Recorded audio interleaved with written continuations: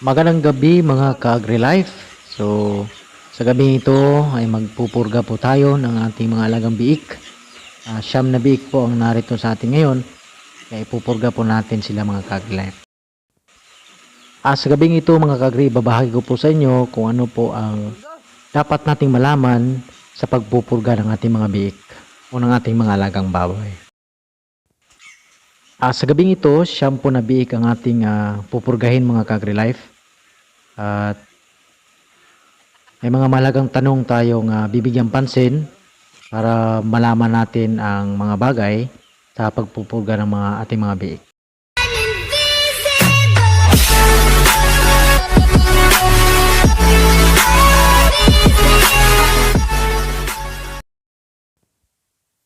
At bago yan mga ka-AgriLife, kung hindi pa kayo nakapag-subscribe, please do subscribe and hit the notification bell para palagi kayong updated sa ating mga susunod na update.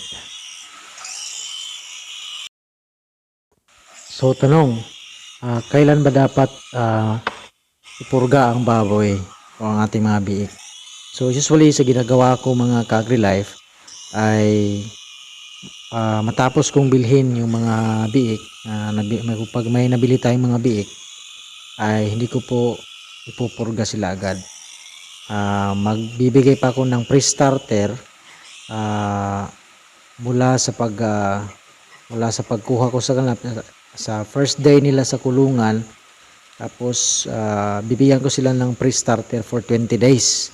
So after 20 days, dun ko pa sila ipupurga. Pangalawang tanong, susunod na tanong. So ano bang the best na pamurga na ibibigay natin sa ating mga alagang baboy? Nasa sa inyo po yan mga ka-AgriLife. Lahat naman po ng pamurga ay effective naman. So sa akin ang pinipili ko mga ka-AgriLife ay ivermectin, yung injectable, yung intramuscular. Yun ang binibigay ko sa kanila.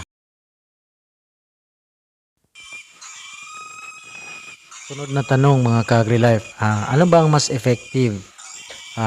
Inject ba or powder? So usually ginagawa ko mga ka-AgriLife ay nag-i-inject talaga ako.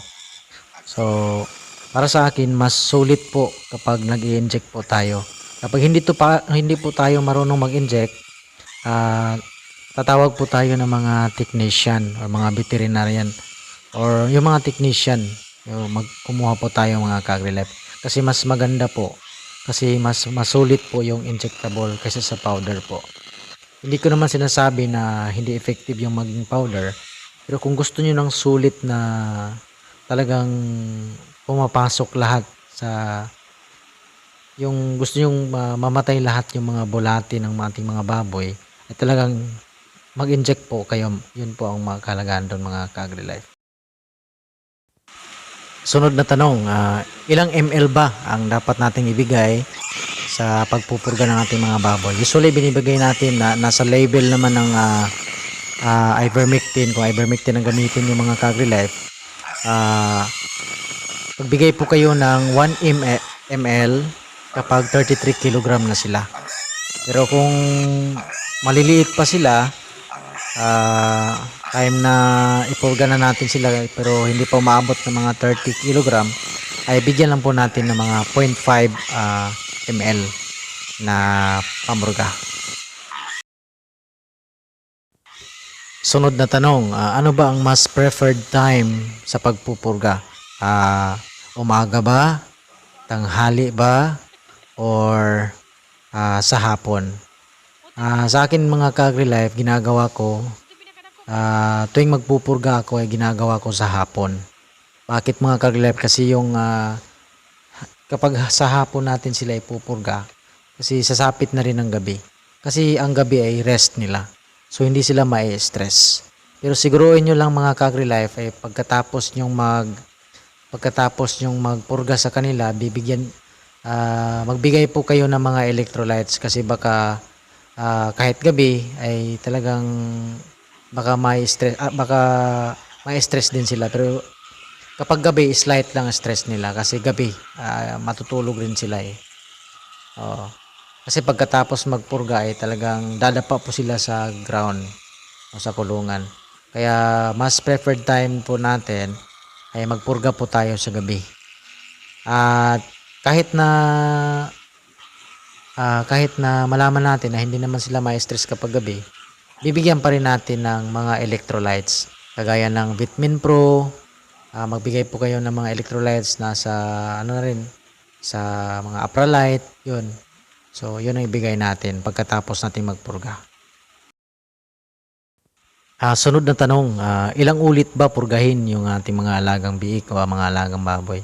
Usually ginagawa ko dito sa akin mga Agri-Life, ah, ah, sa unang araw na ilalagay ko sila sa kulungan, magbigay muna ako ng pre-starter for 20 days. After 20 days, diyan ko pa sila ipupurga. So, unang purga yun.